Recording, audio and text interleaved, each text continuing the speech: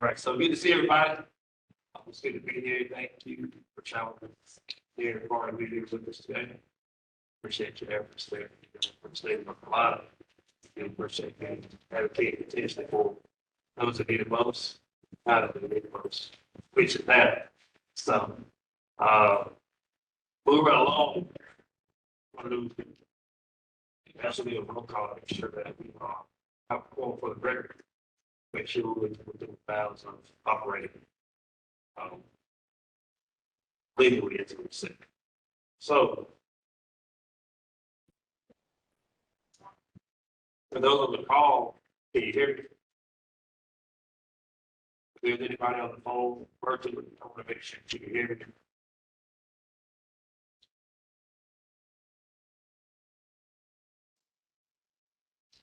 They can raise their hand to Slightly. Okay, I get it done. Just want to make sure it's clear on that. All right, so we're gonna do a roll call, which myself as chairman, I'm president. Owen Thomas is not here. Charles Wright. Charles Wright, president.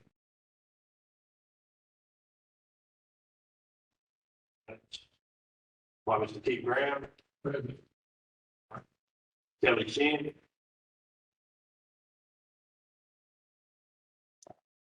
Kelly Shin. All right. Mary Perkins Williams. Here. Commissioner Williams. Jimmy T. Tate. Mayor Hardy, I think Kelly Shin indicated she's present on the call.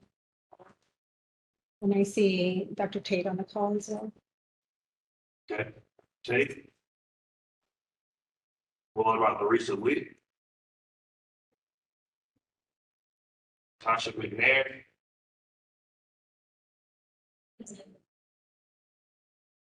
She's present. All right. Thank you. Lisa R. Williams. Brad Lovin.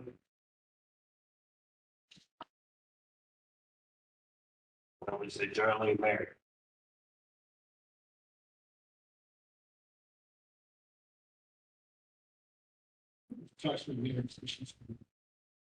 All right, so Tasha McNair, she's here.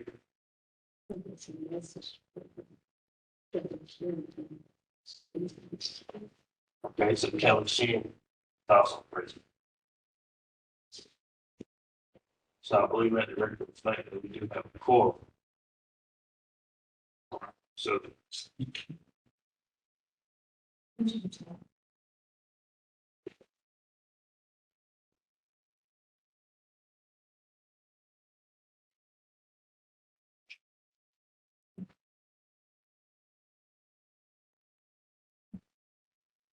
So she getting up is Michelle King, I think she could. I'm sorry, who? Kelly Shin. Kelly. She's on the call. Yes, she's Okay. present. So we'll do the core. All right, so now we'll go down the list to introduce the folks that narrated the road. Only, which would be first myself, I'm going to artist Peter Kinston, the current chair of the CNC board for the state of Maryland. It's good to be here. Good to see y'all smile face today. Well, thank you for the team that came out here support efforts. So moving on to Owen Thomas, which is not here. He couldn't make it. So we'll move to Mr. Charles Wright. Yeah, Charles Wright from Goldsboro, retired Air Force, retired nurse. Started an organization about 7 years ago now called Goldsboro Wayne County Homeowners Coalition. At that time, I was helping people housing finance grant. Central symbols are very long. Always helping people here come along. Rebuilt NC right from the beginning. We started helping people fill out applications, navigate that, and we're still doing it. But we have expanded into movement, being able to handle some of the grants that housing finance We stay in the urgent repair. We get, hopefully next year, we get the central single family. That's up to the city and county. We want to deal with it. We say we will give it. We meet people I talk to mostly via email on the phone. So it's always good to connect face with people who always communicate. And I do a lot of communicating. So thank you. Thank you, Mr. Wright. So welcome to Keith Graham.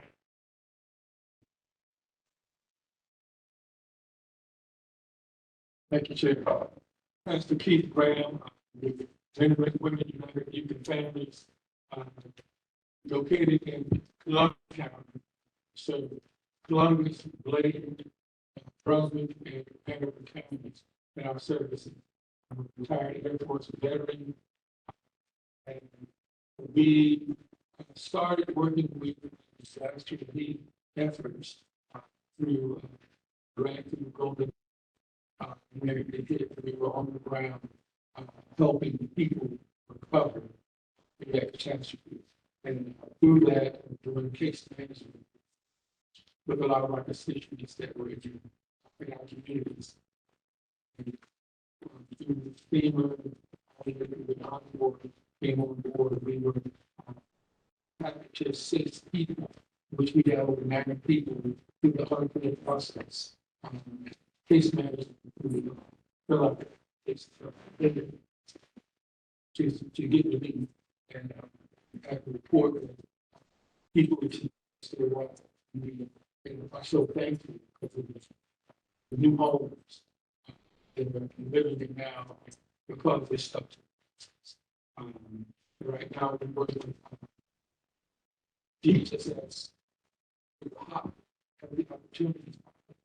With the Healthy Opportunities Fund, we're able to help people get into new, maybe not home ownership, but we're building the program to get them from rental to home ownership.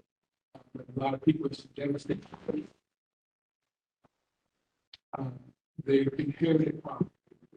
They've had to live in what they lost. So helping them get prepared, move into better condition. So it's looking up from here.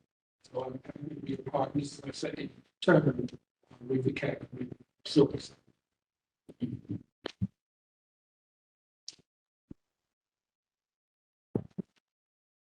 Thank you, Pastor Keith Graham.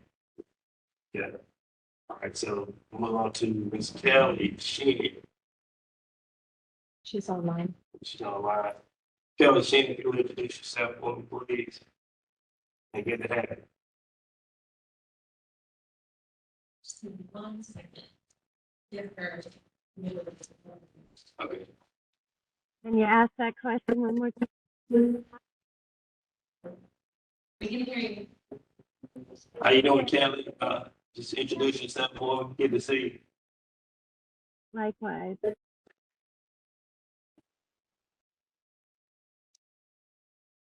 Would you introduce yourself for me? I can hear, but it's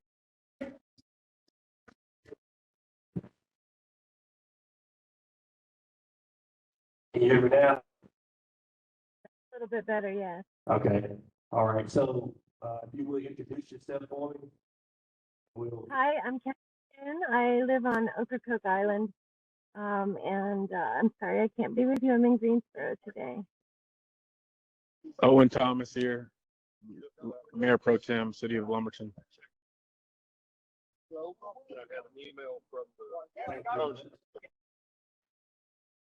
Mr. Thomas, appreciate that. So now we'll move on to Mary Perkins Williams. Commissioner Williams. Hello. Good afternoon to all of you here and beyond. I'm Mary, I'll use the title since you did. I'm Commissioner, Pitt County Board of Commissioner Mary Perkins Williams. And I come by way of the Northern Pitt County Improvement Association. I'm not going to tell much about my own personal story because it still hurts. But when I became a county commissioner in 2014, this seat was vacant as a county commissioner, and the community wanted me to. This fly is worrying me. And they thought I would be a good person to represent. I had flooded, completely lost my home with Floyd. That's as much as I'm going to tell you about that. And so I became a commissioner, got elected, and I thought that they wanted me accessible. So I organized a nonprofit called the Northern Pitt County Improvement Association. And we organized from there, and I became their executive director. That the board makes all of the decision, and I'm the, I guess this is not a positive name, but I'm the slave brother. In that I do all of the work. That's what I mean by that, because they give me the orders. Northern Pitt County, my district is 233 square miles. The organization can function in North Carolina and beyond. Being accessible, we had opportunity to get a facility for the board. And we have our home office in the district where I represent, and that's Old River Road, and it's 2197 Old River Road. We serve, the district is 233 square miles, where the county district is, but it serves all of Pitt County. I do not just keep my talents of information exchange just for my district. I do, anyone comes to me in Pitt County, and when Matthew came along, I did some Edgecombe County too, because Edgecombe County bumps a part of my district, so does Martin County and Beaufort County. It's an easy job. I love people. Anyone who is a resident of North Carolina and they come to me, I will refer them to their home county, but I try to help them and tell them, give them good information about where to go to address their needs. I flooded. I will tell you that Floyd was I'm a victim of that flooding. And I helped everybody with Matthew, and there was another one. Lawrence, I helped them as well. Like I said, I love people, and my district is my family. That's the way I look at it. My district residents are members of my household. We get along. We may argue, but they're going to be respectful to anyone I send them to. I don't have any more. Oh, yes, I do. We have the most mobile home residents, I think, in the area. And they have great needs. And the county has a rehabilitation program, and most of those mobile homes needs repair. Mobile home. I would love to see those mobile homes moved out and they own that lot and pull in build a house so that they have should be using this. a permanent home that they can use for their families as an inheritance, and that will cause the family to gain more resources. That's about my son almost everywhere. The 233 square miles is where I live. And every time there is a storm, I do drive my district, the entire full tank, because 233 miles is a lot of trouble. I do constituent services in Pitt County at the home office of Northern Pitt County Improvement Association. They go to an office there. And we're working, my current project is a park, because there aren't any parks over there. And I think if they get out of the house, that'll give them something mentally to do other than worry me and the rest of the county staff. But I enjoy them, and I like working with them. They wanted me to serve them, and they are getting from this. I'm the only county commissioner who does the emergency services to the public in a facility set up for the public. Now, the county manager does have an office at the front for us to do, but I like being out at the home place. So they can feel free to come. That's enough for right now. Thank you, Commissioner. I do appreciate that. You definitely gave us an abundance of information for sure. We do appreciate you and what you're doing. We appreciate you and what you're doing in the community.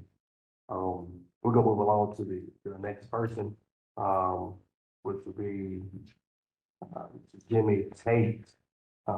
Jimmy Tate, I believe, is on virtual. All right. And whenever you get a moment to allow him to unmute himself, it'll be good. Hey, good afternoon. I'm Jimmy Tate, and I'm privileged to serve here as the founding director of Mount Calvary Center. We're located in southeastern North Carolina.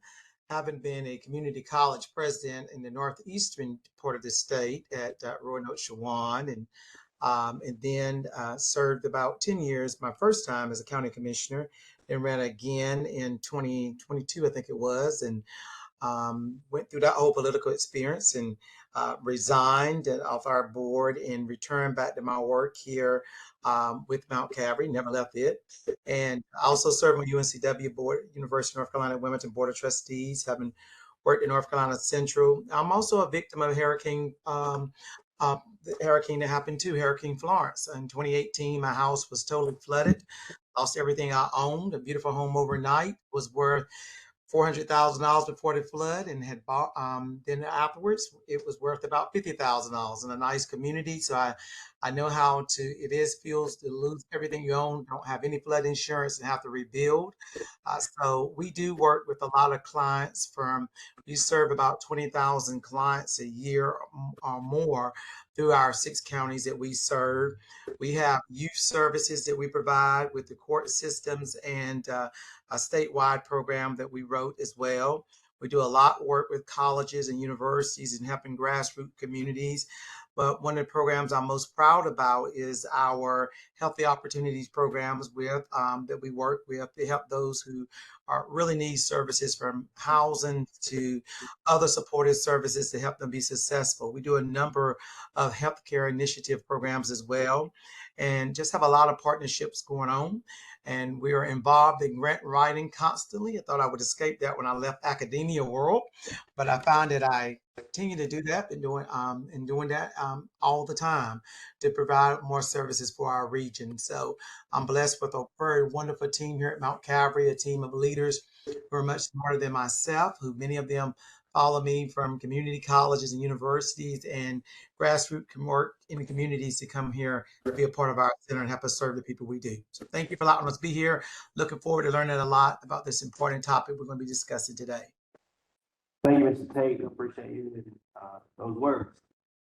So now we'll move along to the next person, which will be, I'm not sure if Kitty Hardison is on the call. All right, so Kitty Hardison, if you would introduce yourself fully, please.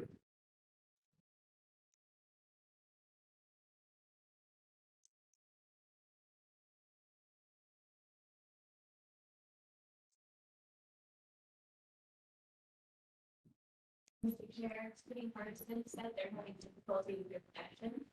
All right, thank you, bud. Thank you much. I do appreciate that. All right, well, whenever they get that together, we'll move along, okay? Thank you. So we'll move to Natasha McNair. Is she on virtually? All right. If you would introduce yourself for me, Ms. McNair.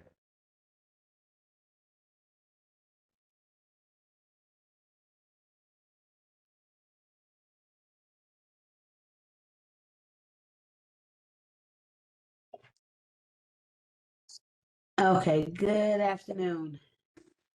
Can you all hear me? Yes. Okay, great. My apologies. I was having some issues with unmuting. I am Latasha McNair. I serve as the housing unit manager with Trillium.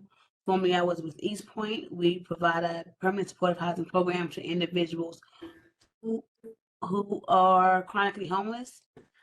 So that is the focus of the work that I do with Trillium. I've been in housing work with for the past probably 20 years, working from home ownership to work with individuals who are homeless. So with Trillium, we serve a total of 46 counties.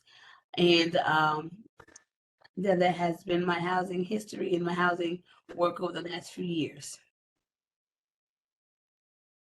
All right, thank you. Thank you, Ms. McNair. Thank you. Thank you for being on. I'm not sure if we have Lisa Williams on the call virtually or not. Brad Lovin or Geraldine Barrett.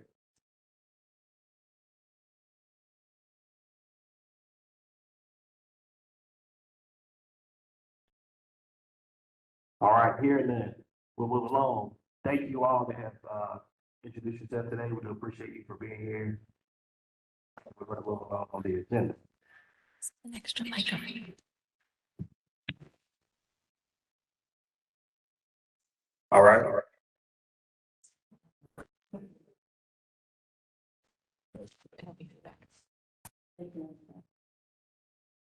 All right. I do appreciate that. All right, next is the some housekeeping administrative. If you have questions regarding the homeowners recovery program, we have some case managers on hand to help with questions regarding the application. If you would at this moment, please silence your phone, then I'll put them on vibrate before we go into the business meeting portion of the meeting. But again, if you have any questions regarding the homeowners recovery program, please meet with one of the managers here today, and they'll speak with you in another room. All right. So, moving on to committee business, establishing quorum to approve. So we have to approve the minutes. All right, and we do have a quorum that's been established. It's on the record. So, having said that, I'd like to entertain a motion to approve the minutes unless we have questions prior to.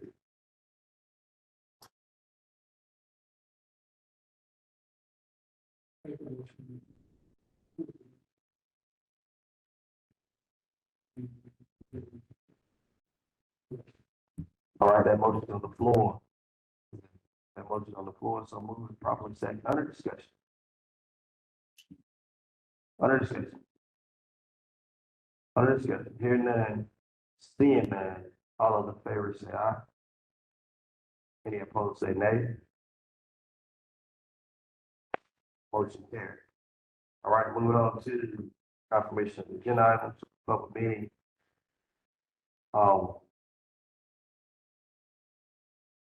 More so of approval of the agenda. So we want to approve the agenda to move forward or just move along.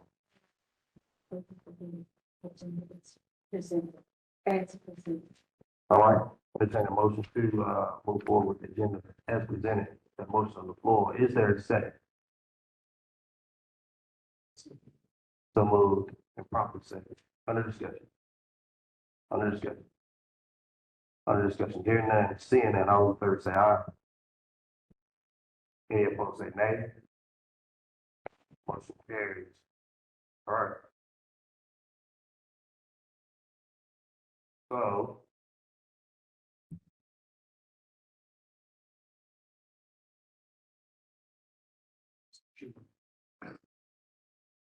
Chair, can you jump back up a little bit? The doctor saying the agenda has written, but the agenda moving forward, it's a time and place to make a comment as far as the upcoming agenda as in the future. I just want to make a comment. Physical data from our last meeting is very compelling. It talks about 4,981 applications for assistance and how many people have had buyouts as of that time and how many that they do. I just want to put a suggestion out to the staff. I mean, folks have a lot to do already. Charles, like added to your. But what I like to see is when you set down, before maybe 1 or 2 weeks before our next meeting, if you can updates and where you said it's 4,000 or something, and then just let us know. Here's a new update on our old numbers. It's now 3,000. I said, wow, these guys are really cranked up 1,000 since the last meeting or whatever. And all the stuff that you mentioned, 3 or 4 different items, so it's buyouts, whether it's application, but anything with numbers to say this is what was happening at this time, that you can update us and say, right before the meeting, say, okay, this is where we are now. So that way, we go back to our constituents, wherever they are, whether it's city or governmental, we have some good news to share, hey, and not just take advantage of a lot of people getting Facebook. I'd rather the information come from you guys rather than Facebook. Because I do get calls all the day, what's on Facebook, just to write that you know this. So, that's just a suggestion moving forward. So it might be the proper time to bring that up. I think that's a wonderful one, and I like to add to that, a chart would be better of saying where it is and the county and that sort of thing. Progress is quick and to, okay, hello.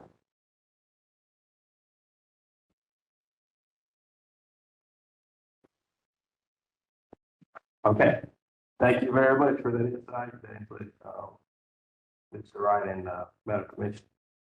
So, Madam Chair, we're gonna move along to the confirmation of chair positions and expired terms. So currently, we have myself as the current chair, Thomas, vice chair, Mr. Wright, committee member, Mr. Keith Graham, a committee member, Kelly Sheen, committee member, Lisa R. Williams, committee member. These all the folks that agree to stay on for the next term. Geraldine Merritt, and Commissioner Williams. Commissioner Williams are agreeing to stay on the committee member term. Absolutely. Thank you very much. That's a yes. For the record, Geraldine Merritt, is she on the call?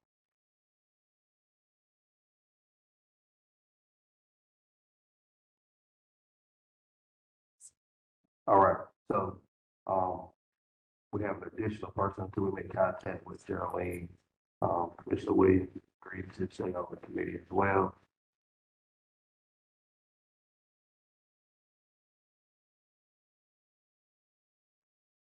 And let's see.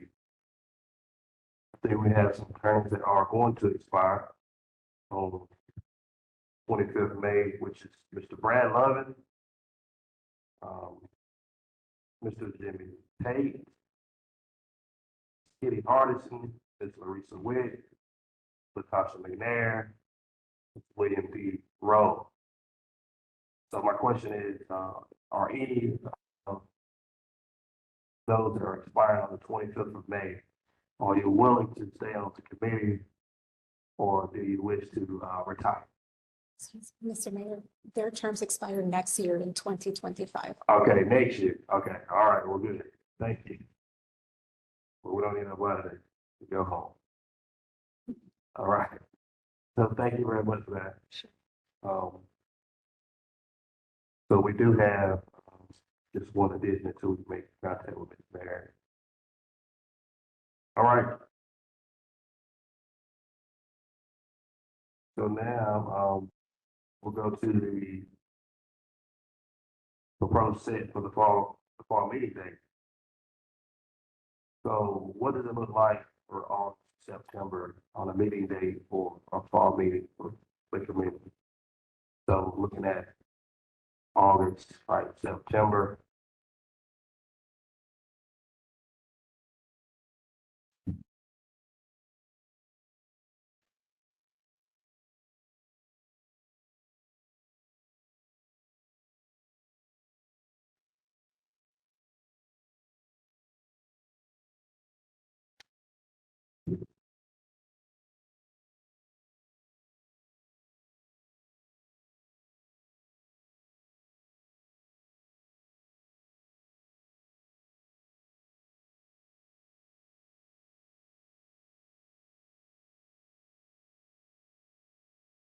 I know today is a Thursday. It's Thursday, a better date for everyone.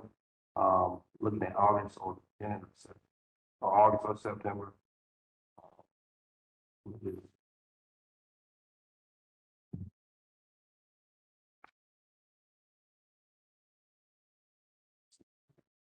I'm sorry. Man. I'm sorry. I'm sorry. I need an extra day, I think. I don't know. Today is Friday. So do we prefer a Friday or middle of the week type day? And I just want to make sure it's good with our staff folks as well, what it looks like.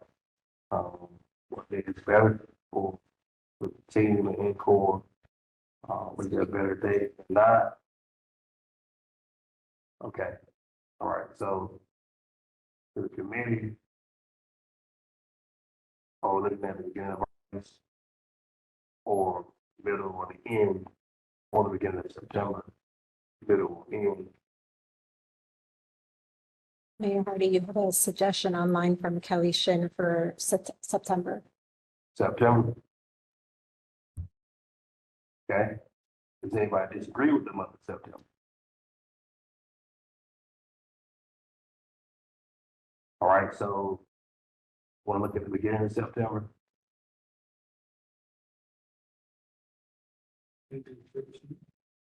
Maybe the 13th.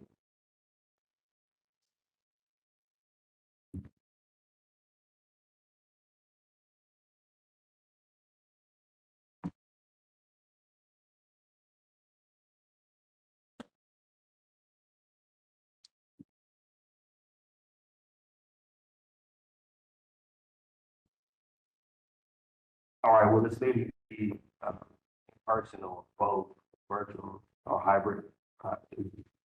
We'd love to offer a hybrid option again, if that works for everyone on the committee. A hybrid option.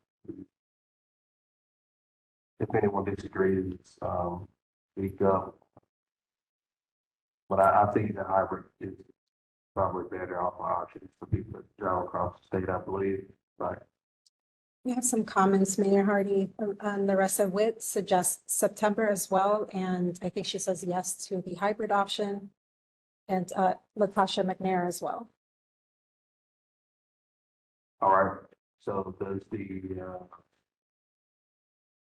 13th is a date throughout of September. Are we looking at the same time frame?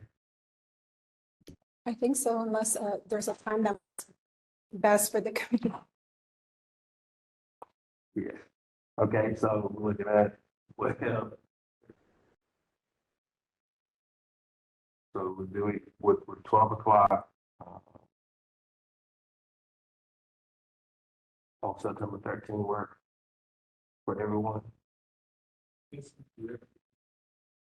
So question is, what location will we meet in, or are we looking to meet a different location? I know we had talked about potentially rotating the location, so Yes. I'd love to hear what your thoughts are on that. Kelly Shin also says that September 13th looks good on her crystal ball. All So I think whatever works best for the committee. All right. Yes.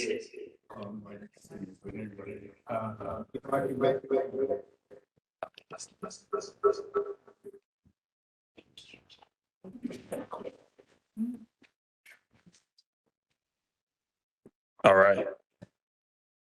Do we do county?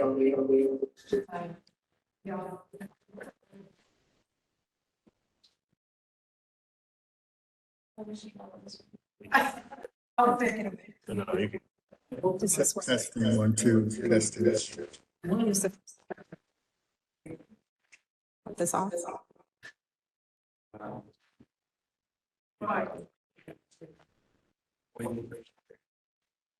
And you just off the clip.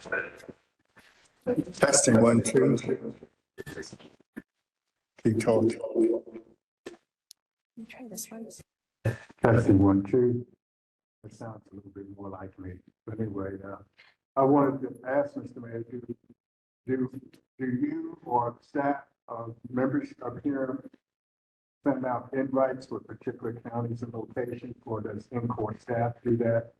Whoever do that time, that September the 13th, I wouldn't mind if we look out to the next hosting, maybe some counties like down in Morehead, out in Newburgh, or somewhere close to the beach, maybe. So that way, when we leave, I'm just going to be practical. When we leave, we could get in our car, take our families, and take, and be close to while we can enjoy the warm weather.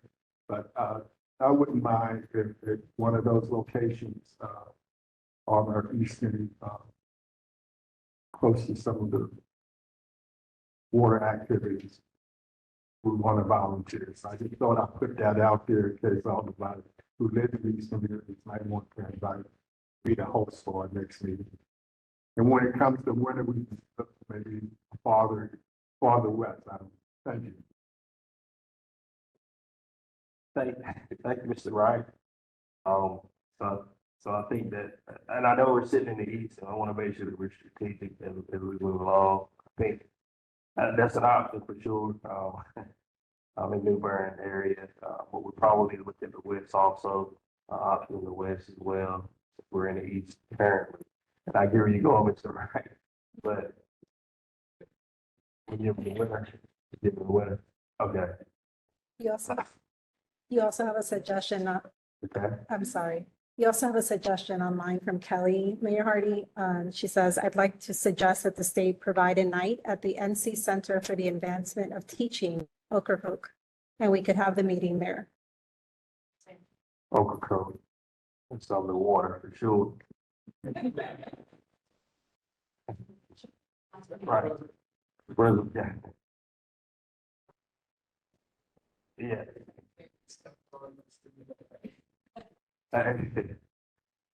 So we do appreciate that invite as well. It's entirely on the board or will be, but we want to kind of narrow it down like now so that we can figure out how to logistically get there in September. I think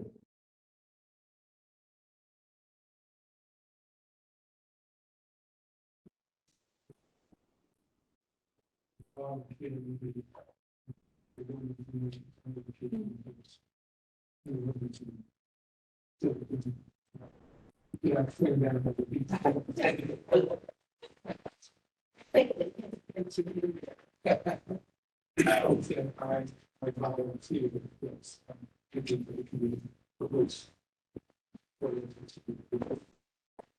so what we'll do is we'll take those out and we'll do like a survey or Google we'll vote on that to make sure everybody is pleased.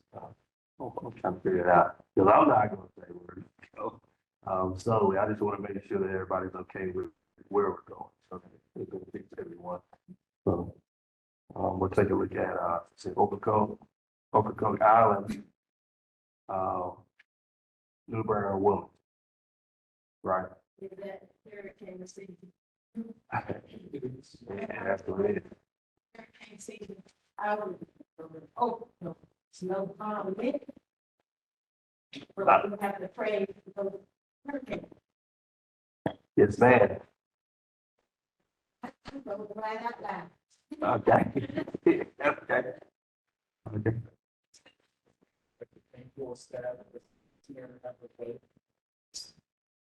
No, they don't.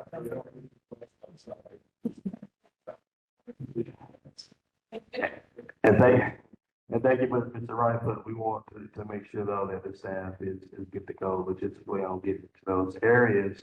So, that right there is to be considered for sure.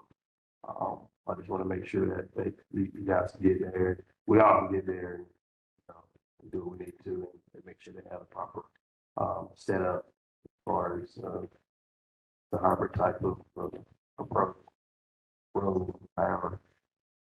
So that's I guess that's gonna be for the win, who has the better connection, as far as the setup that we do have or that we may need for the hybrid section.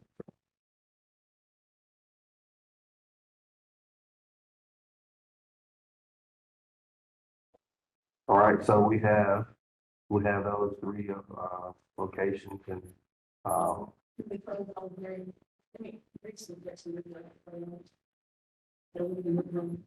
yes, ma'am. And what we'll do is we'll vote on this over email because at the present moment I don't three eyes. I mean, there's no way to break it down percentage wise on just a one particular vote.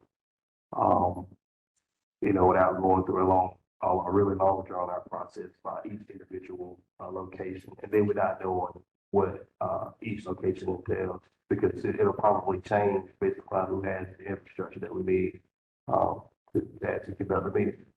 So what we'll do is we'll do it like that, and within we have enough time to be able to vote on this, figure out exactly where we want to go.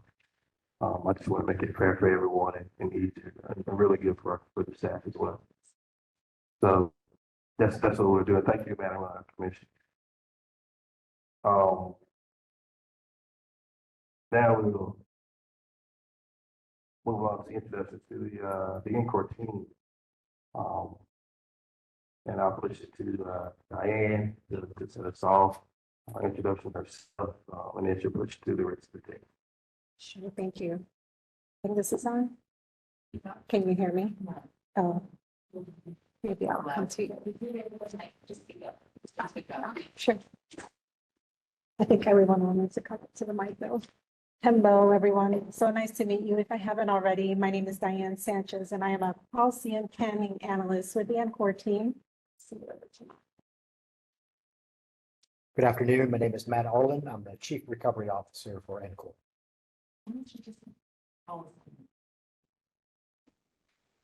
We also have Jeff Royal, Tracy Colores, Jenny Johnson, and Chris Avery. Thank you. Jackie Barazza, Namashima Burns, Jessica Southwell, and Bridget Munger in attendance. Well, thank you very much. Good to see y'all, and hello again, and thanks for being here. All right. So now, we've done that. We'll go to the overview of the CDBG mitigation action plan, which is Matt Arlen, Chief Recovery Officer. Whenever you're ready.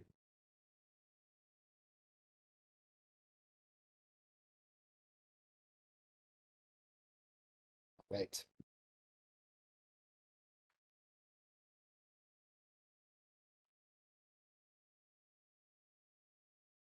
Are you all able to view that all right on the screen?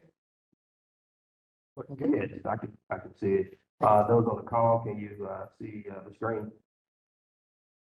You can just raise your hands. Okay, see a thumbs up. Okay, good to go. Great. Good afternoon, everybody. Thank you, committee. Thank you, members of the public who have joined us today.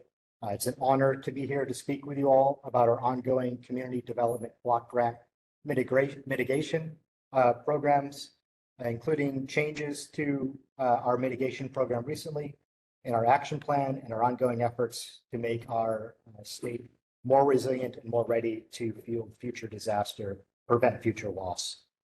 We had an excellent comment from Mr. Charles Wright about sharing additional information about our progress in the mitigation grant and our disaster recovery grants. We are proud to have increased transparency in that regard with a new website where you can see up to the minute changes, maybe not up to the, but very recent changes in our productivity for our various grant programs. That website is rebuild.nc.gov/recovery-process. We'll make sure to circulate that to members of the public and the committee for their review. And we will ensure that you're updated with charts and graphs to see how we've been performing recently.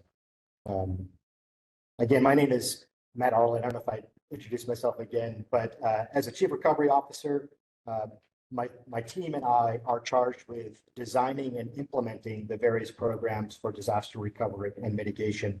And so I'll begin speaking about changes to our action plans, and I'll turn it over to my team to talk about specific updates in their program areas. Oops.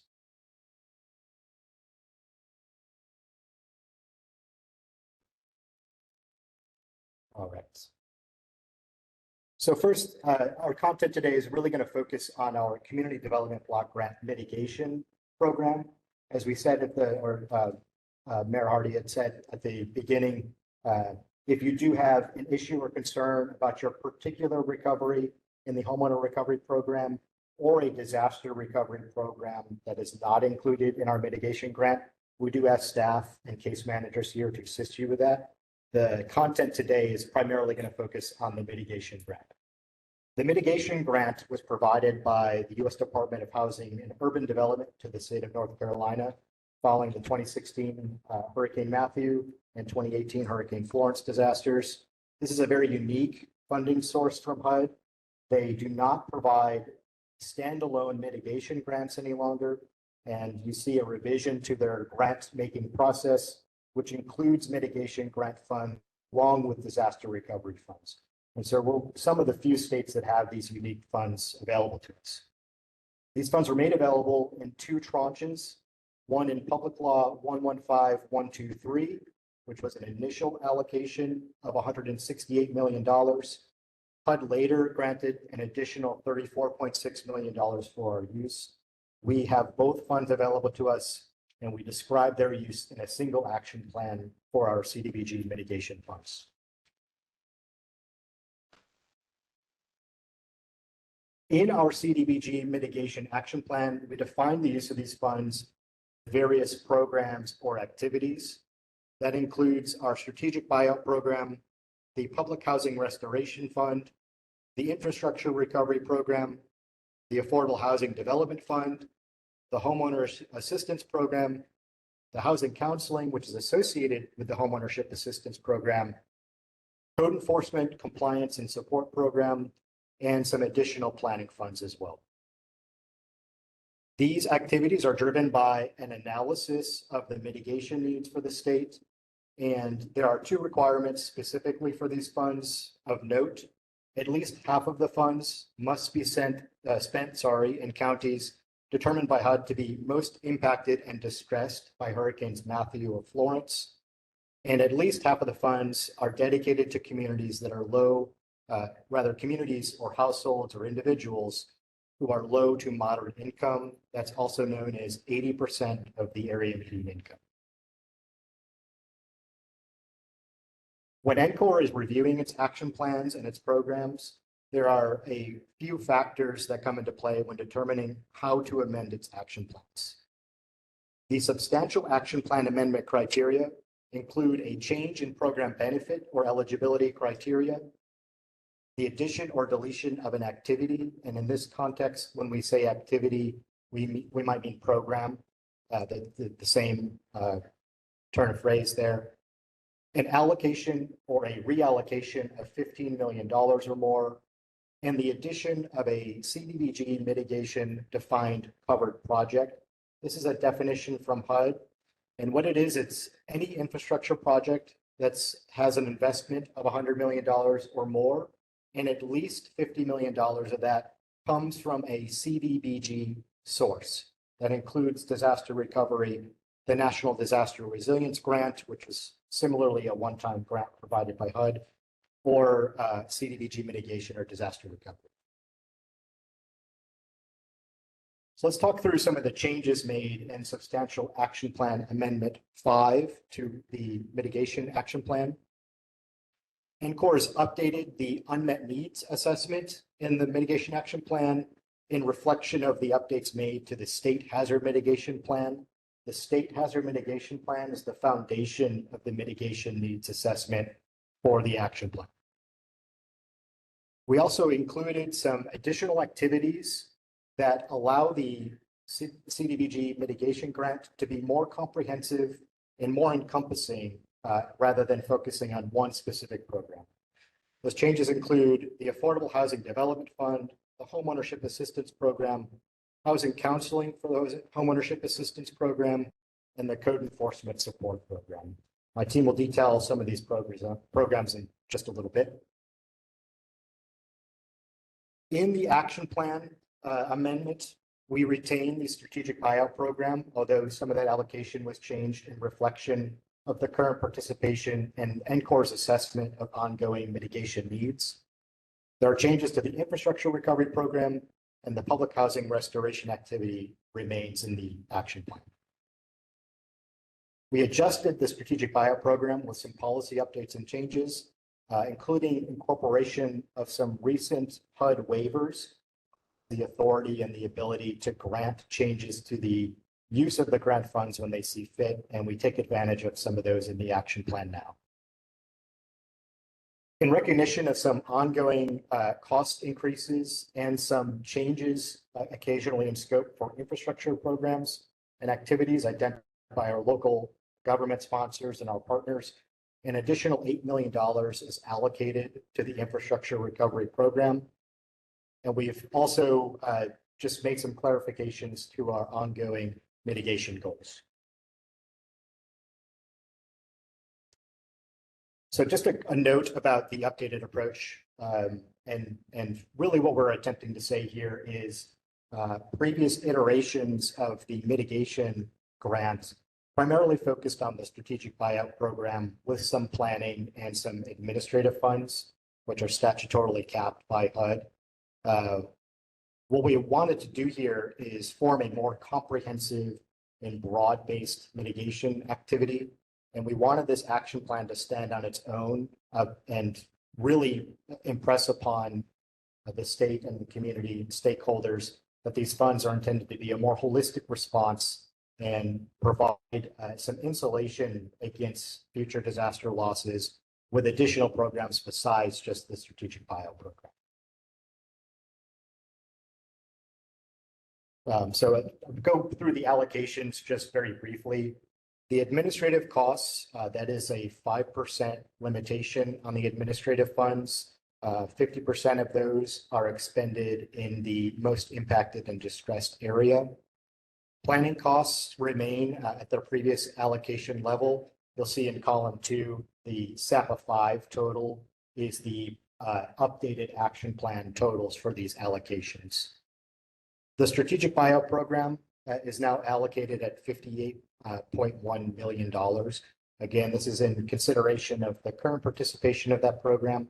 And we'll go into more detail about the strategic buyout program shortly with Dr. Royal.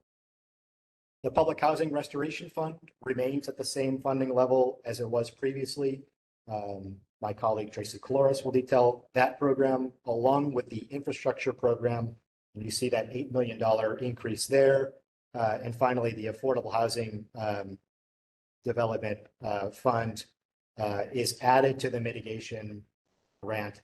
That fund was originally in the CDBG-MIT grant at an earlier iteration, and it's been restored in this version.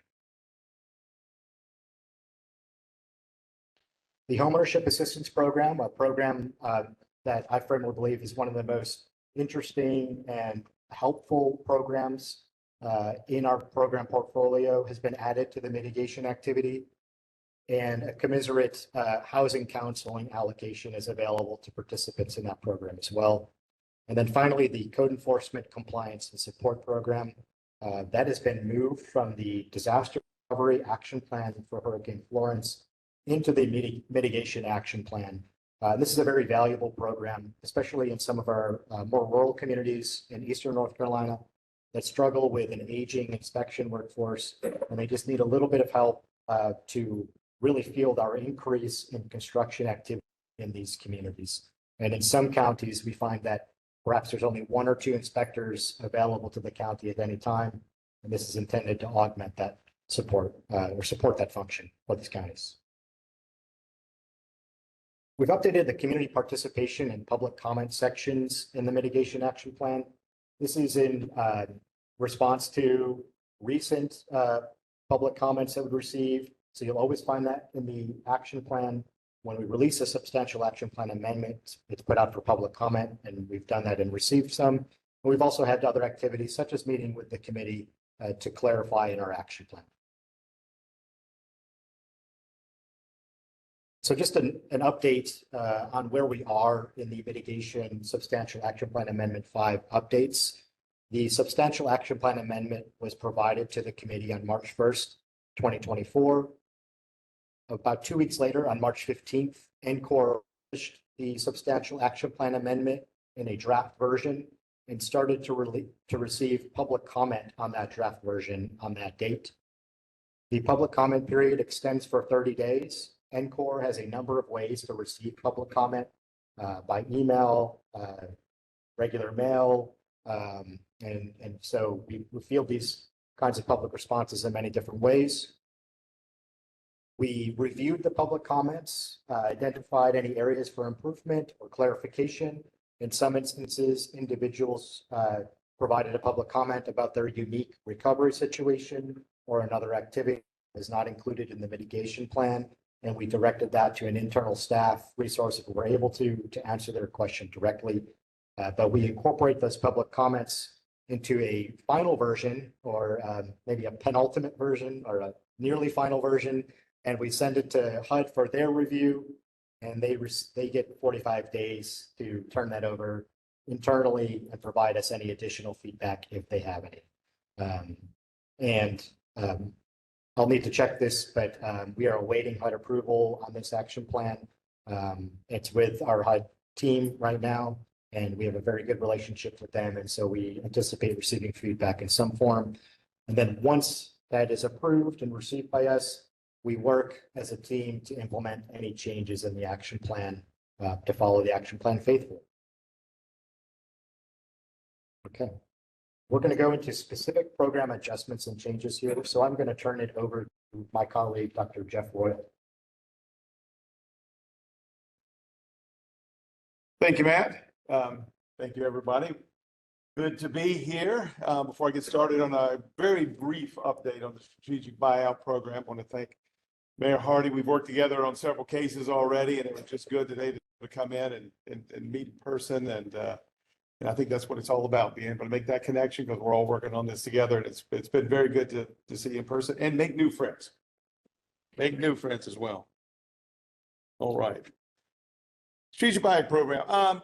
Matt's gone over the funding, changes in the funding, et cetera, but an overview of the program is a reminder on some of this. Obviously, it's meant funds. It's a volunteer program, like most all of our programs are volunteer programs.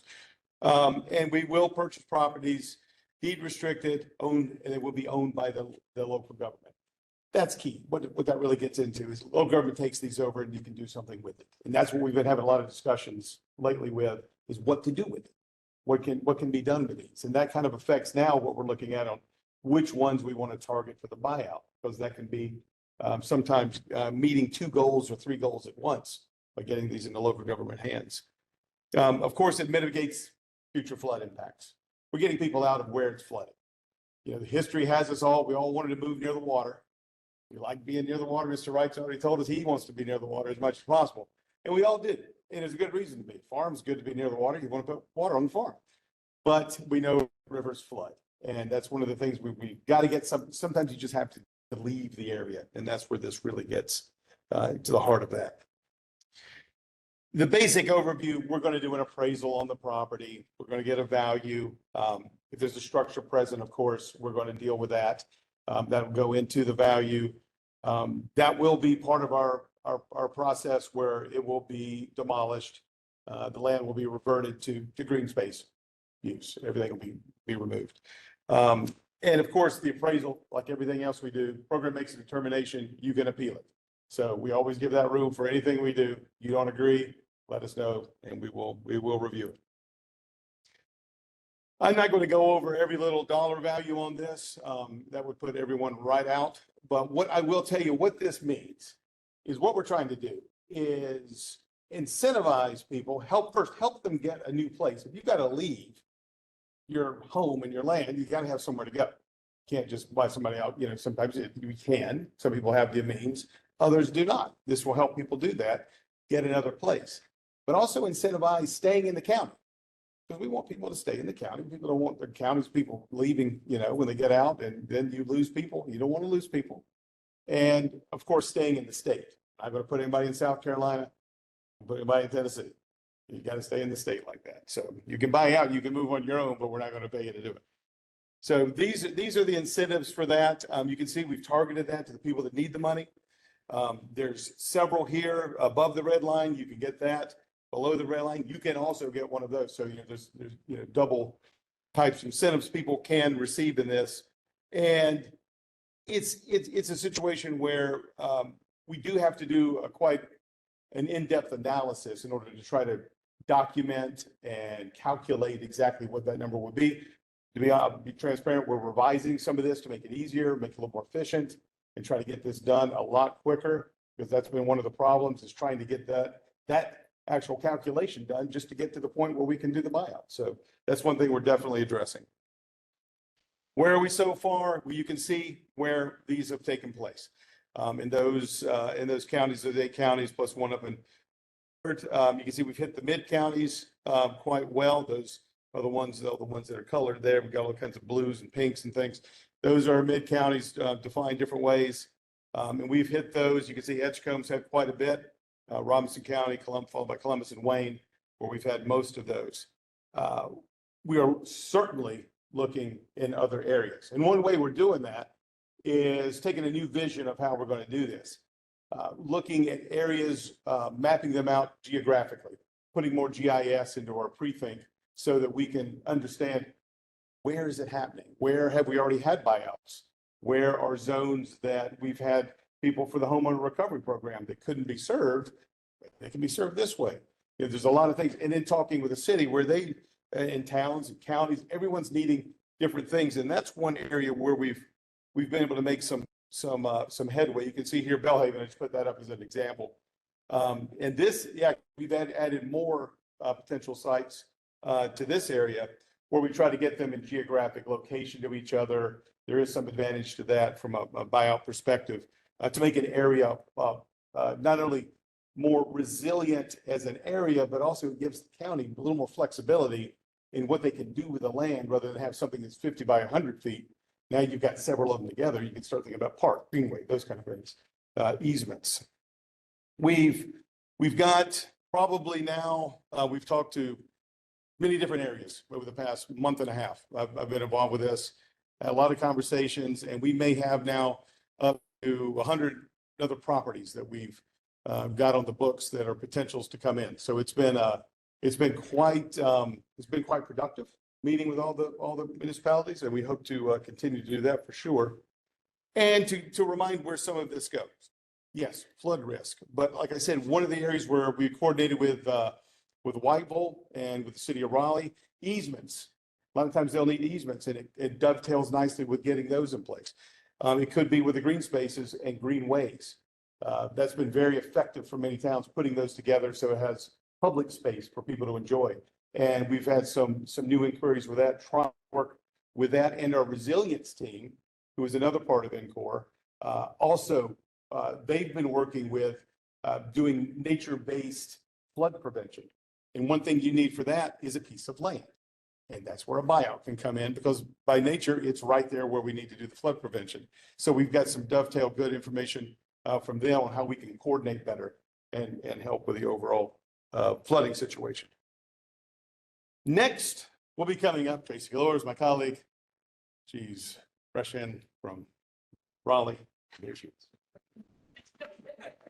Thank you, Jeff. And I'd like to say thank you so much to the committee. It's so important for us as we're out trying to spend these dollars in ways that are going to mitigate the negative impact of future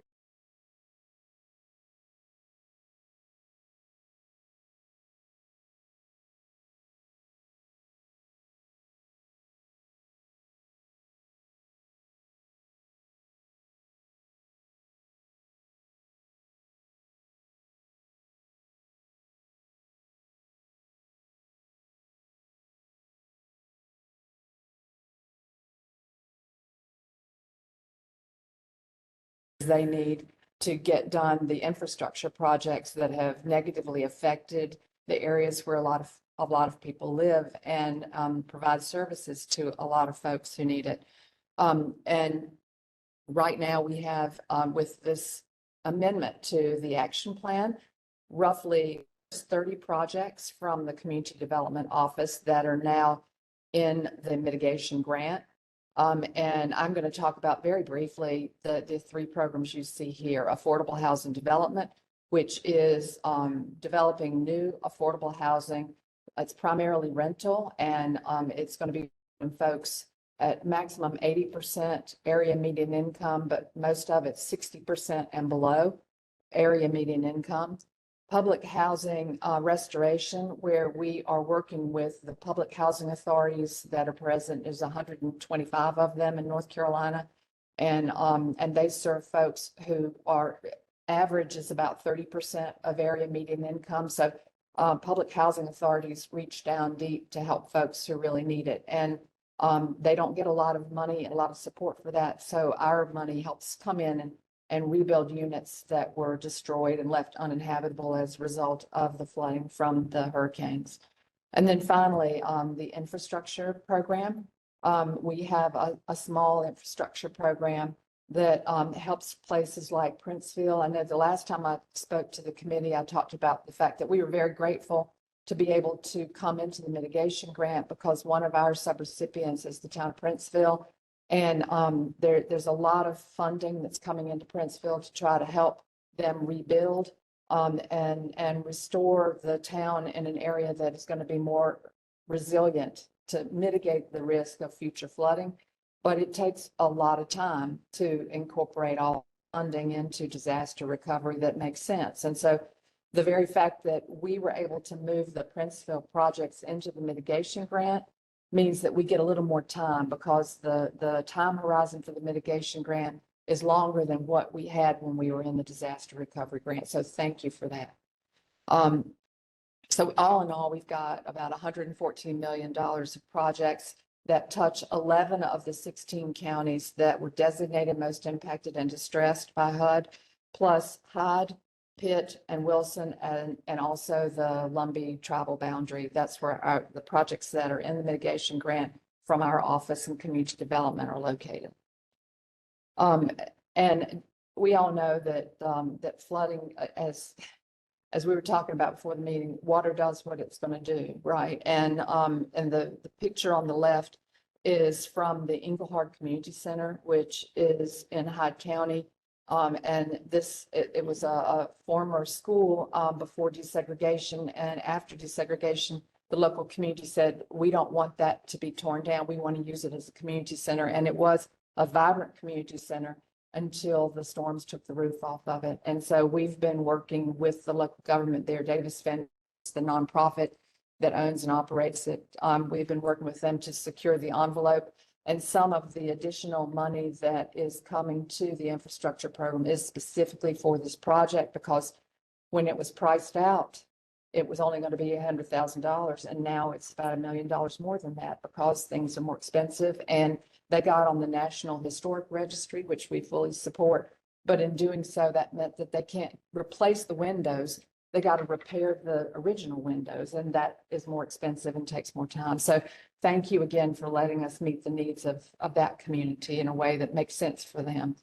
And then on the right, you'll see the Hilton Heights public housing development in the city of Lumberton.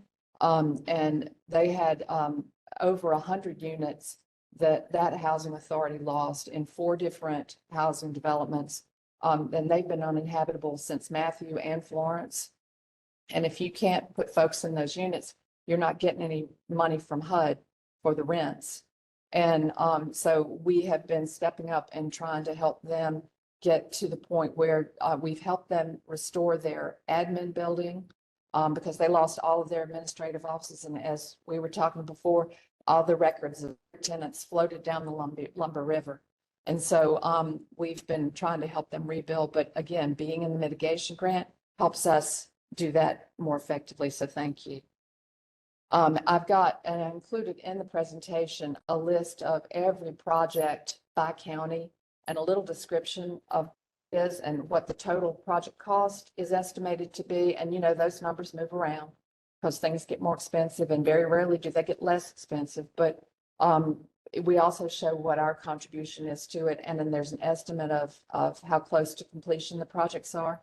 But you are welcome, if you would like any more information on any project, you're welcome to just contact me because I'm happy to, did it go away for y'all? Because it went away for me. Get the slides sorted.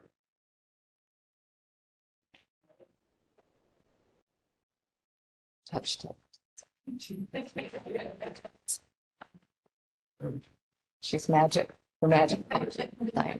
But anyway, I'm happy to go through this in more detail with anybody about any project, so just let me know.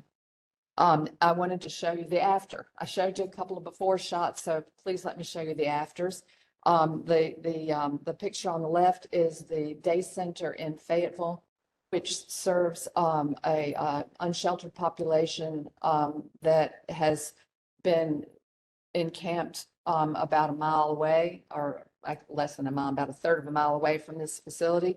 And it offers counseling, medical and dental services, job training, computer literacy, a laundry, showers. It's a great facility for the folks that are trying to get back on their feet and get reacclimated to mainstream society.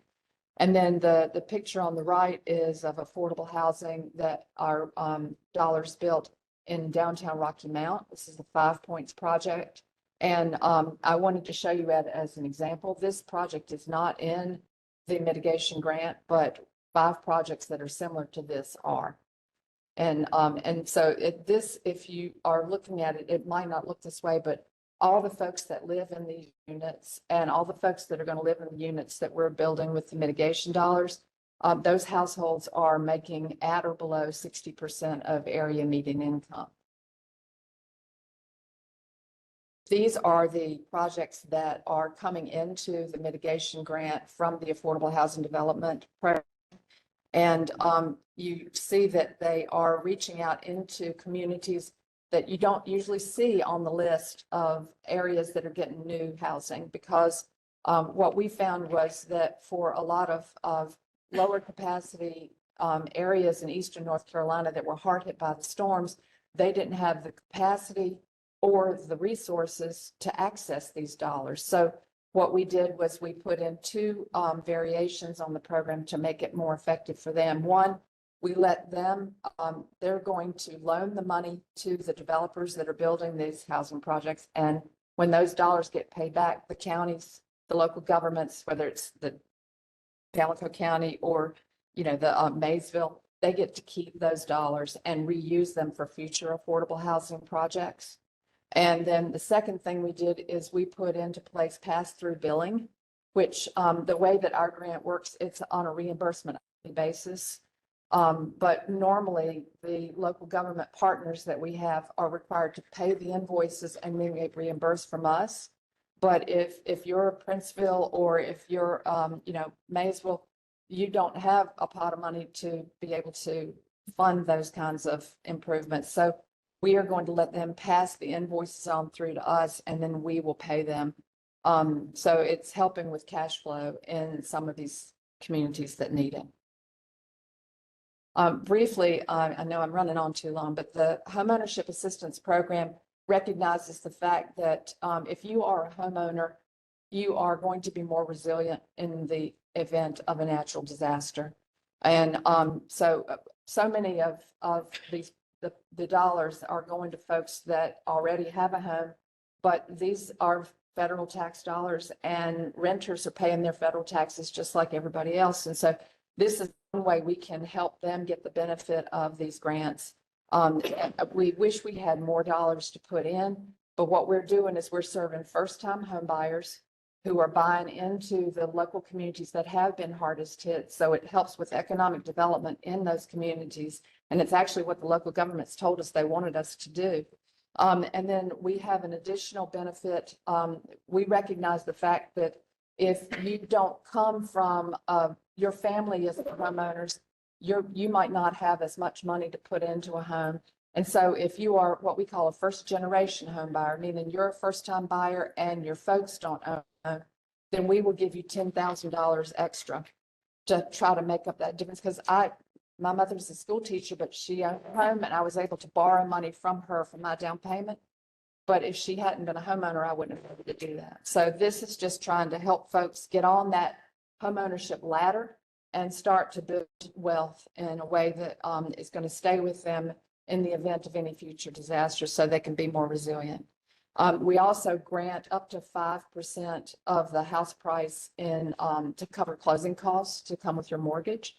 And so we've got a little over $4 million for down payment and closing costs, and then about $100,000 for the mandatory homebuyer education, because we don't put people behind the wheel of a car and expect them to know how to drive. And when we give folks the money to buy a house, but especially if they haven't come from a tradition of home ownership, they might not know about all the things that come along with being a homeowner. So we just give them the tools so that they can do a successful job with that. This is a summary of the program that we had for 2023. We are happy that we have a lot of women households and women-headed households. And you'll see about every other dollar we spend is going to a first-generation home buyer, which we're very happy about. And we also are trying to talk that up, that first-generation thing, so that more down payment assistance programs will pick it up. And this is just some basic statistics here, but you'll see that 2/3 of our dollars so far have gone to families that are making at or below 80% of area median income. Even though the limit for the mitigation grant is only 50 cents on the dollar, we're performing ahead of that. And this is the geographic location of the homes that we've helped folks buy. And you'll notice that these are most impacted and distressed counties. We've been fortunate to get into 13 of the 16 most impacted and distressed counties. We also have about half of our families are identifying as Black or African American families, and we have some representation from other groups as well. And we were asked to think about questions that we wanted to ask the committee. And so we just have a few here, and we don't have to answer them now, but we'd be very interested in your thoughts on how we can, in a respectful and considerate way, offer support to those local governments that are having trouble getting their projects done because of their own capacity constraints. And we want to do that in the right way. And we thought that y'all would be the great people to ask for that kind of advice. And then the second question is just, we don't have as many dollars for down payment assistance as we'd like to have, but can you think of other things that we can do to help folks who want to be homeowners, ways that we can use what we've learned to advise or educate or whatever? So any thoughts you have on that, we'd be very interested in. And finally, we would love for you to help us increase the value that we bring to the communities that we're trying to support. And you see the kinds of things that we do in community development. So if you can identify other things that we're able to do, we will travel anywhere, we'll speak to anybody, we'll do whatever you think would be helpful. So just keep us in mind for that. Thank you. All right, thank you so very much to the entire team. I do appreciate you guys. Great information, good information to know, things that I didn't know. Homeowners assistance program is a big deal for us. And I'm sure there's a lot of folks don't know about that. And awareness is number one. So, and that's talking about resources, period. So folks are not even aware of the resources that are available in a particular community, let alone the state. So, we do appreciate you guys for giving that detail. Description of those programs. Also, there's probably a question or two from the committee. I believe Commissioner would like to make a statement, ask the question. Both. Thank you. The buyout program. When we buy out a property, I've learned that the people who are not homeowners are put back, and the homeowners are left to think for themselves. When that happens, how do you find those people. My questions refer to an experience. Those from Pitt County had this major flooding. The mayor was on television saying that Greenfield is fine, when the majority of the people who flooded was in the northern section of the county. And a lot of them never got back. And they can't even get a home because, you know, it's too old or too long ago. And you brought up property, and as the Florence and the Matthew people, they brought out a lot of properties in Greenville before. And those properties now are still vacant. And our park in Greenville was better than the park in the community where the people were located. So you have to, as a community representative, you deal with that. You have to look at that. The people who come in to make assessments don't listen to you. They listen to the elected officials who don't come across the river to where you are. And this happens. And just this past week, for the first time, we've been able to get the city manager of Greenville to come out and look how the property is growing up, how the stumps are still in the manholes from flood. And he said, well, maybe we can do something about that. But you see, these funds that are out here now are readily available to you. But the real crux of the matter is most African Americans are not getting elected positions. And therefore, the needs are not addressed, and they have to fend for themselves. If you are in for offices of problems, it would be good to get a wide span rather than just the elected official.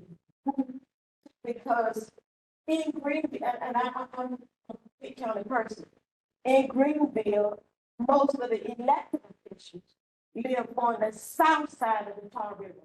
And they never travel to the north side of the Tar River because there is no reason for them to go for their families. So a lot of us are still struggling with long ago damages. And you just give up, put yourself back together, and just get your tiny home and work it out. And that's what I know a lot of families are doing in my area. And in the city limits, even though it's on the north side of the river, is growing up, and it looks like a third world country. If you ever come to Greenville, you all live in Raleigh, she said she lives in Raleigh. You come on the north side of the ice, Pitt County is shaped like an ice cream cone. And you look at the top of it, that's where the cream is, that's the north side. And if you go on the north side, you will see that the Meadowbrook area where the public, the governmental public housing is, you will find that the people are in the public housing, in a resident and we're living in it. And then on the other side of the street where the individual homes are, they are still grown up, and you might find one here, one there, and there is no help for them, and they are making do because they've been left out of the process. So as you look at where the people are who look like me and don't look like me, but their resources are not as large or not as productive for these, I won't say programs, for those people who are less resourceful than the band, then they won't get to then they won't get the help beyond where the man is. So the problem comes is it makes those folks a bit bitter, those people a bit attitudinal to go to the store, they attach or snatch something from them because everybody in the household got to work to get there. It's not that people don't want to work. It's just that why should I work if you take my tax dollar for my salary? And then when a flood comes along, I don't get any help. So it causes mental, and I'm not a person who have problems finding words. It's just that it's hard to talk about because it's everlasting for a family when there is a female household and the son is still having to struggle, retire, and trying to move out of the area. Who said they want to stay? You can't stay. You can't stay when your economics is so low. It has to be. And those are the baby making families. And so you're going to lose your tax dollar because the young people can make the babies and the family can stay there. Other than leave, you offer them nothing. So when you do these decisions and when you're helping people who sit on the side of the table to share experiences with you, if you can pass that on and know that he might look like $1 million, but he has learned to take 20 and make it look good. Don't penalize him because he's looking good. Or you take what he got to buy a car so that he can go out and get food for everybody on the street. So yes, we have to have some things for them. And that was what we were hearing. And I just want to share that because the pool of water, I saw Pitt County up there. Edgecombe was to the west of Pitt County. Craven was to the east of Pitt County. And people in Pitt County doesn't qualify. The water runs according to the terrain of the property. And you also have to be a farmer or a scientist to know that this happens. So if you could, when you go to these, take someone who has some, not psychology, but some mental aspect to the community. Because he doesn't want to cry when he's trying to tell them about his problems because he can't get the words out. I just want to share it with you. So that, but that's what I'm saying. And you can't find it because most of them didn't have cars to get out to where you are in a safe place. And some people drive all day and get to your resource. Get in the helicopter and fly across the water and sit down in a spot where the hurt people can get to. And then you will find that you can spend the money because he's not home. And part of his family is home. And they are making do. I just want to say it. And I like to know how you do it, how you go about finding the people that can't get to you because they don't have a car, because they are already riding and bunching together. People come together at the time of disaster, and they come really together. One person is in the yard cooking on anything they can get and cook and share with the community. And people who live together know how to get along and try to get one another.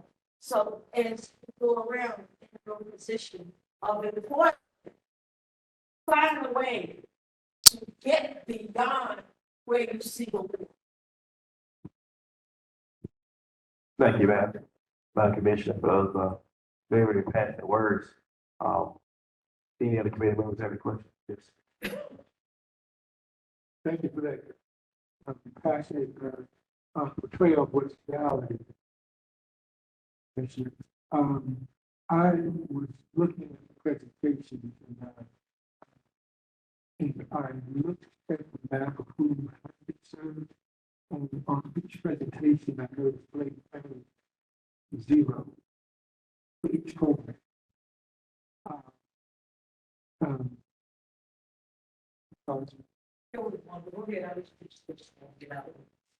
Well, if there was a slide that went through, they had 1, I saw 2 slides, they had 0.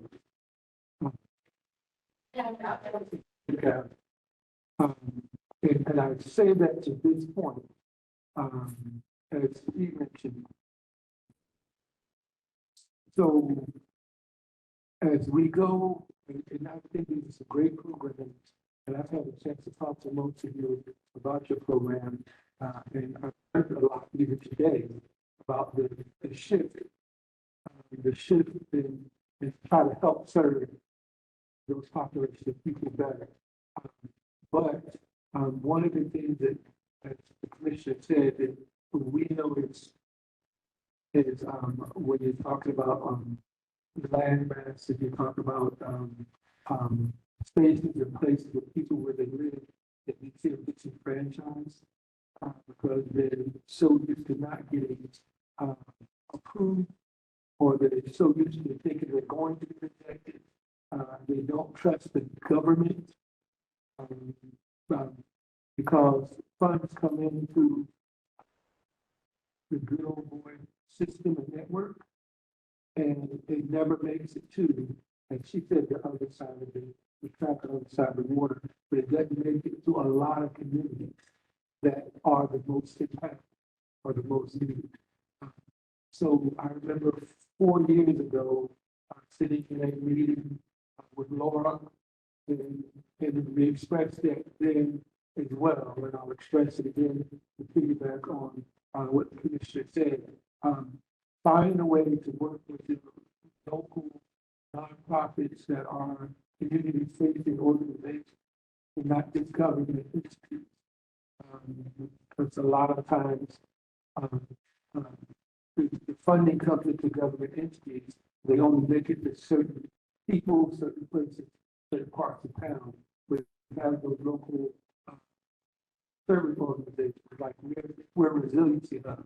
So people in the community come to our organization for anything, whether we have an answer or not. So we try to find solutions and find resources to try to help them or direct them to a solution for a problem they have, because they don't, I don't want to say trust them, but they don't believe that their service will get services, then they won't be disqualified. They won't be biased, they won't be treated in a biased fashion and not be able to get service.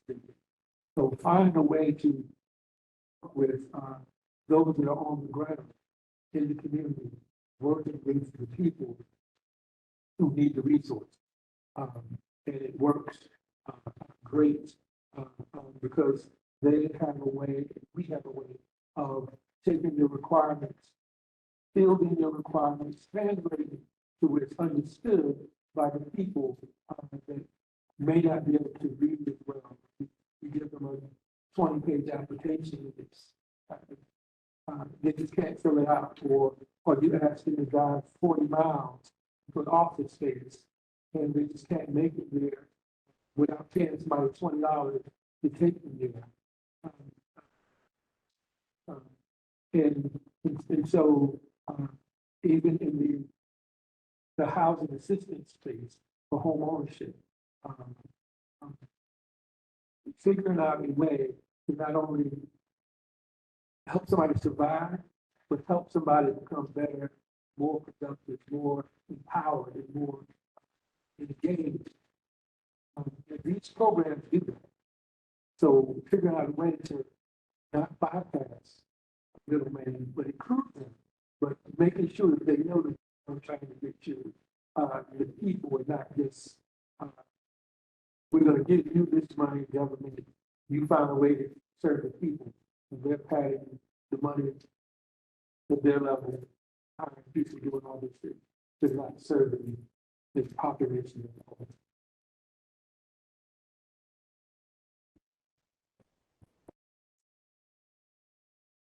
Any other comments from the committee? It's all right. I just like to make a short comment this time. Excuse me. What I found very, very useful too, very early on with Matthew, and what I required these counties in their big fat booklet, these counties should have one, what was called a disproportionate social vulnerability index. And when you look at that index on the whole way left side of the corner, and I still use it to the day because it was extremely accurate. But when you look to the left column, it identifies a particular neighborhood by a 12-digit code. In Wayne County, we had 7 of those that were most impacted neighborhoods. And in that neighborhood, corresponding blocks that went across. The first block had to do with income, low middle income. It was disproportionate. People say, well, everybody had low to middle income, Mr. Right, and everything. I said, the word is disproportionate. So for some reason, that neighborhood had a larger low to middle income people in that particular neighborhood, it got a check. Same thing with minority. If there was a disproportionate amount of minorities in that particular thing, it got a check. The next thing was a car, and that originated from Hurricane down in Louisiana. They found about 30,000 people didn't have a car, so that's how they was having. So car, transportation. The next one was language. If there's a high population of people that have a disproportionate amount of people who speak another language. And the last one is disability. That just meant people like me from 62 to 65 years old. So I was checked off in my neighborhood. So, but when you look at that, and when you work with people, helping with grants, you find that's the people that we had all came from these communities.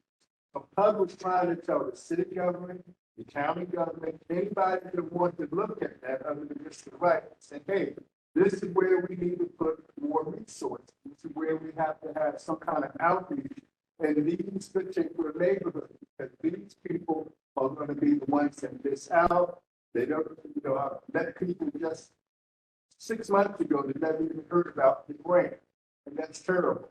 But that's all I want to say. They do have some of the tools that help us, but sometimes we have to, on our own initiative, as people that's in charge of things, have to search out these big fat, and you might have to read 50 pages to see something that's really benefit your community, and then grab a hold of it. But we just can't sit back all the time and rely on our government or else to lead the way. So as advocates, those that have nonprofits, and we really want to help people, we need to know what tools are available. Thank you. All right. Yes. So, is there anybody on the call that would like to ask a question or make a statement? Before I do.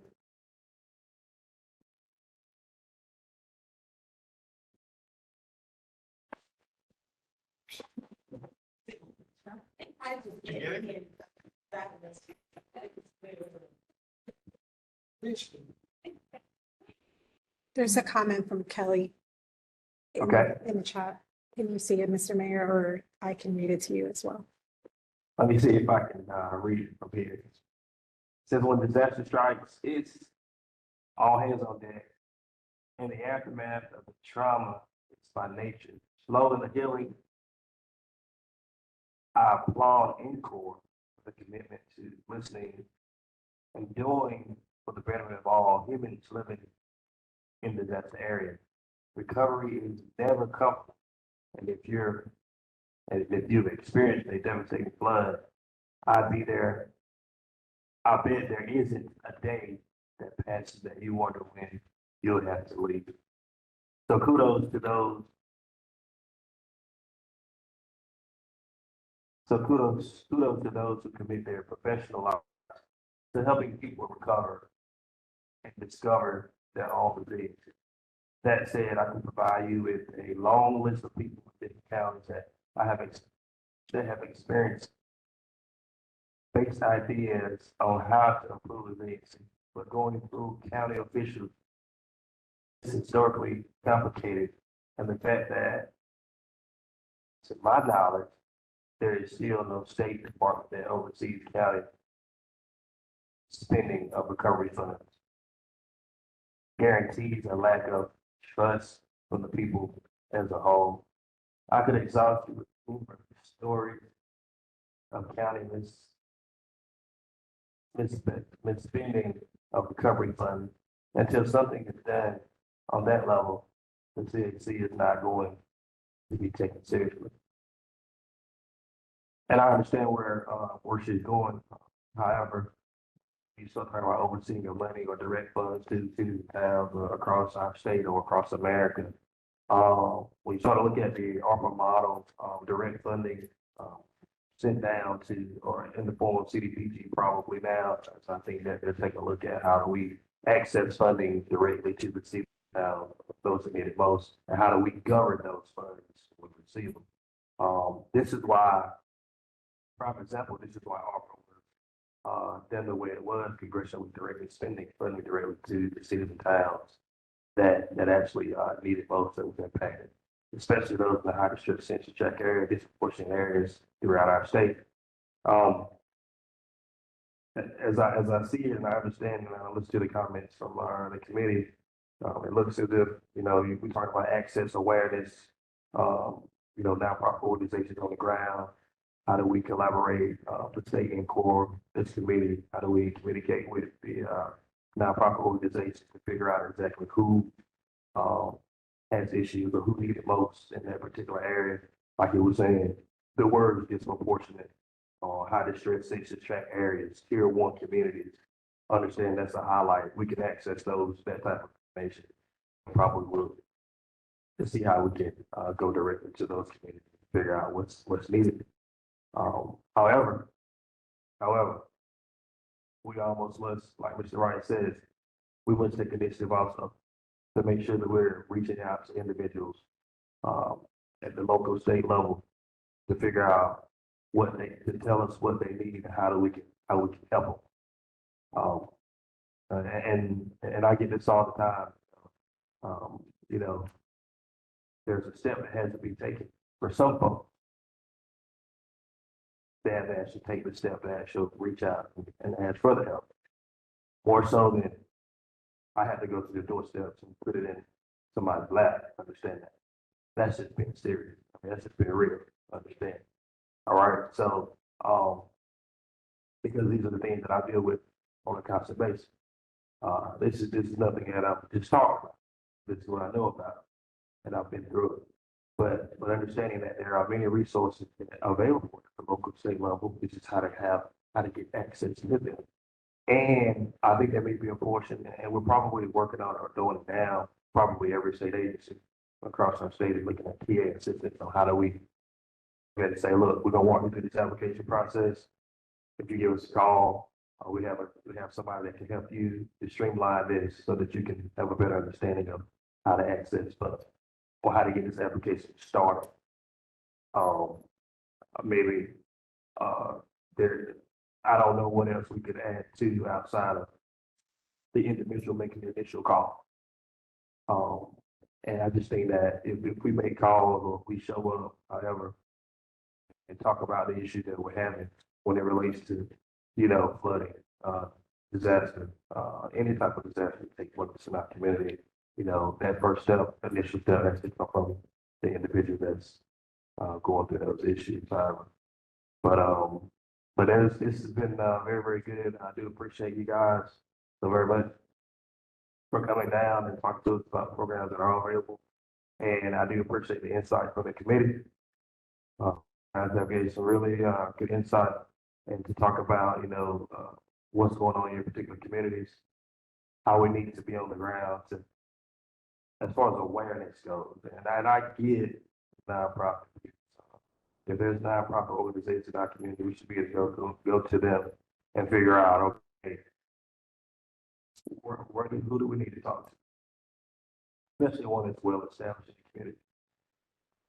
Whether we know that or not, when we start to talk to them, it's totally different story.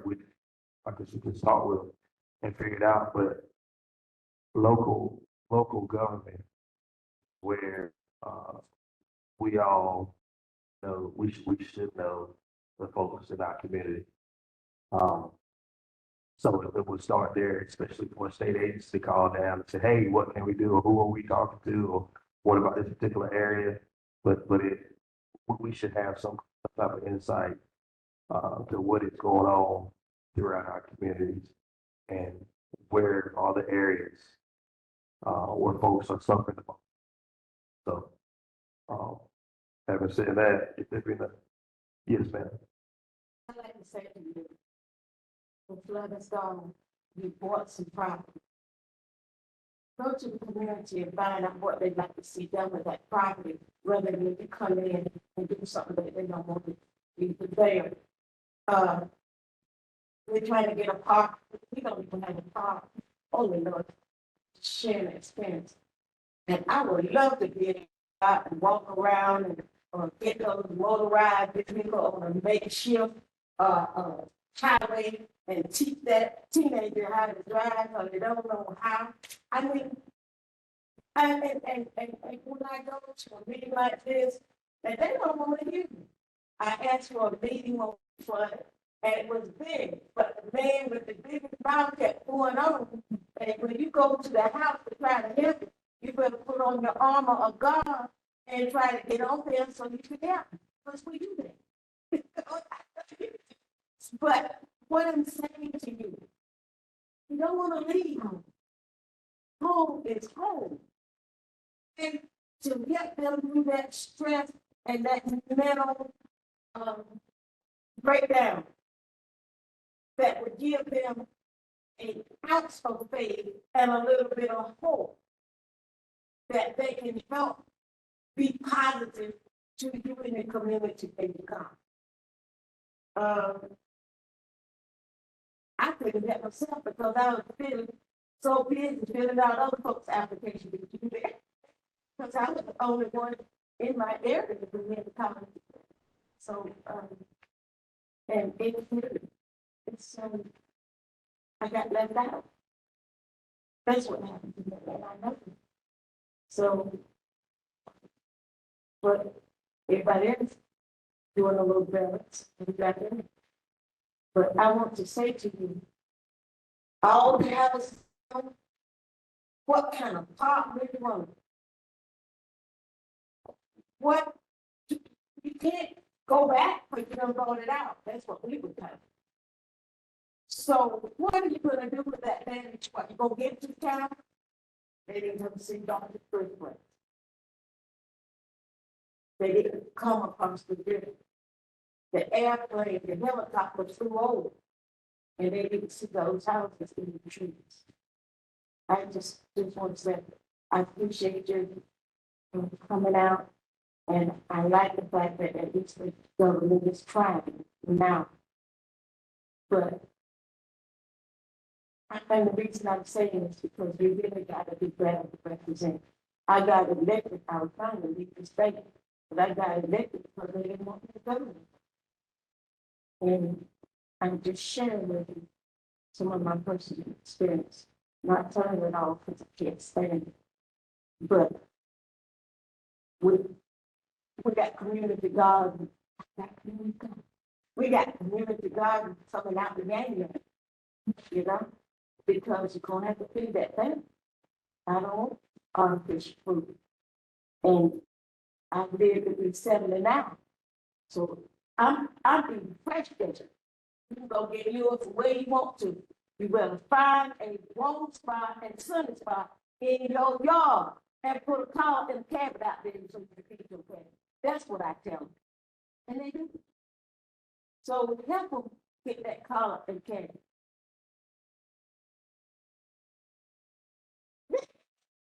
All right, Next time you got to sit back. it's all right. I'm good with it. Commissioner, I do appreciate your words and, your input here. Is there any others, that like to give any comments, before we, move to a close? All right,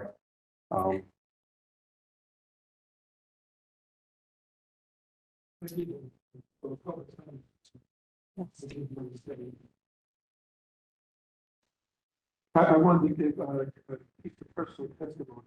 So as I talk about being able to help, not only something people go through the process, I was also, my home was damaged, restored. I've been in the process as well. And I've been waiting, 5 years now to get my home replaced. And I'm in a hotel right now. And I ran into some snafu with the process. And I was talking to the NCORR people earlier about it's so good to have people in the process that care about people. But in that spirit of alignment through the organization, everybody may not have the same passion, care, whether you're a contractor, whether you're someone that works over here trying to fill something out and fill out a SWIG. But it was good because I was at a place where they were telling me I've got 30 days, I'm going to be put out the program. I didn't accept what they were giving me. So sitting on the committee, talked to Diane and talked to, I forgot who else I talked to next, but it was able to talk to Jenny and these people rallied around me. And I sat in conference with Laura. And they called me on the phone. And said, we heard what, and intentionally looked to do something about it. So with that type of leadership at the top that can spread down to everyone else that's involved, I think that's the type of fire. And I think that's marked what's made NCORR successful during this process, where the ones that came before y'all weren't quite as successful. So when you talk about reaching the people and building confidence in the people, those type of personal touches, communicate to the people and let them know that they're heard, to let them know that they're not just a number, that you're trying to slam up a house for them, you're trying to repair something, but you're trying to make them whole, you're trying to make them want of them because of all the traumatic experience they've gone through to get to it. So I just wanted to share that as a public a comment that I think the system works as we're working it as we come together with the same script we have it with the same people and get trained and pass that down to everyone in the organizational chain. And who we contract with. The only people, some of the people in the streets who can see it now, the people in the room, they see the contractors and those people. So being able to hold them to a certain. So that's my comment. thank you, sir. I appreciate those words. And thank you to the NCORR team, because this is the thing, right? People have to feel like you're wanting to help them. And as we do appreciate that. And I can tell you just from the transition from where you were to where you are now, Director Jeff and entire team, I can tell you that it's been a major difference on their approach, on how we respond, and what's going on with those that have questions. That immediate response is really, really good. So I want to say thank you for what you're doing and where we're going. So we do appreciate those efforts. And having said that, there'll be no further discussion at this committee meeting. I now, Mayor Hardy, I think you may have a public comment in the audience. is there public comment? Yes. I would just like to say,